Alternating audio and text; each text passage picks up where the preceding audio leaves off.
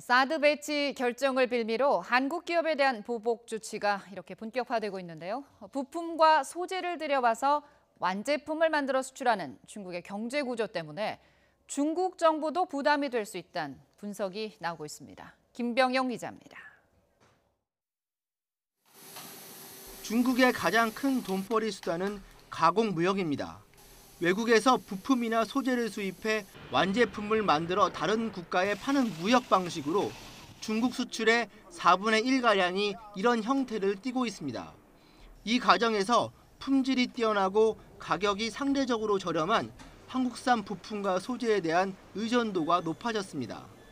지난해 중국 수입시장 점유율은 한국이 10%로 일본과 미국을 제치고 1위를 차지했습니다. 중간재인 부품만 따로 떼어놓고 보면 45%가 한국 기업 제품이었습니다.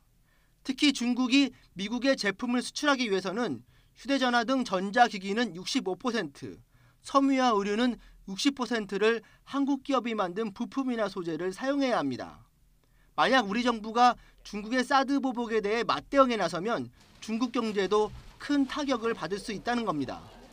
우리 정부에서도 중국으로부터의 수입을 규제하거나 중국 기업의 진출을 제약할 경우에는 중국 기업들의 피해도 예상이 됩니다.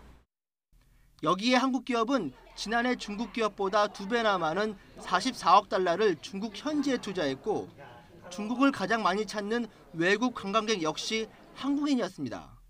그렇다 보니 중국이 또 다른 경제 보복 카드를 꺼내들기는 쉽지 않을 것이라는 전망입니다.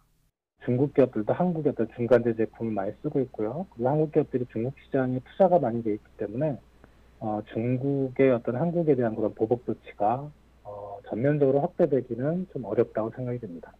이에 따라 전문가들은 세계 무역기구 관련 규정 등을 꼼꼼하게 검토해 중국의 경제 보복 조치에 적극 대응해야 한다는 지적입니다.